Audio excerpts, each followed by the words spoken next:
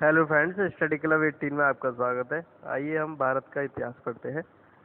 भारत का इतिहास उत्तर में हिमालय से लेकर दक्षिण में समुद्र तक फैला यह उपमहाद्वीप भारतवर्ष के नाम से ज्ञात है, जिसे महाकाव्य तथा पुराणों में भारतवर्ष अर्थात भरतों का देश तथा यहाँ के निवासियों को भारती यानी भरत की संतान कहा गया है। भरत कौन थे? भरत एक प्राचीन कबीले का नाम था।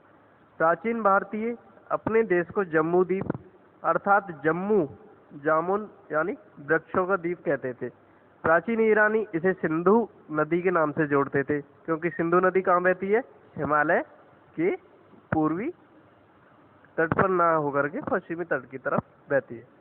तो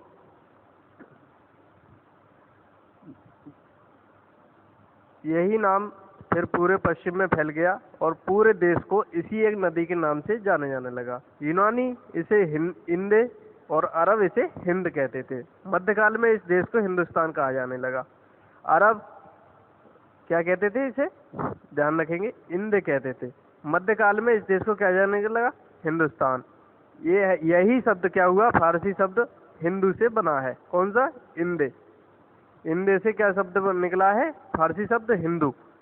तो यूनानी भाषा के आधार पर, इंदे शब्द के आधार पर अंग्रेज इसे इंडिया कहने लगे। यूनानी शब्द है इंदे, तो इससे क्या कहने लगे?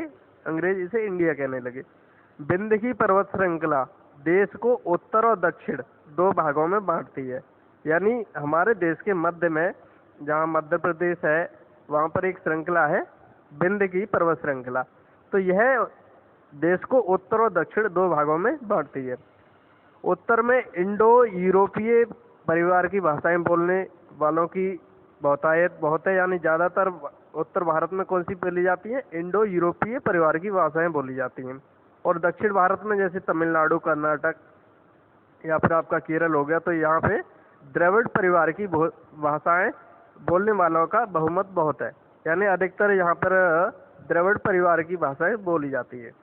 और एक बात ध्यान रखेंगे, नोट करके बोला हुआ है कि भारत की जनसंख्या का निर्माण जिन प्रमुख नस्लों के लोगों के मिश्रण से हुआ है वो इस प्रकार है, यानी प्रोटो, ऑस्ट्रेलियाड, पोलियो और मेडिटेरेनियन, और एक है काकिसाइड, और एक मिश्रित है वो है निग्रोइड और मंगोलॉइड।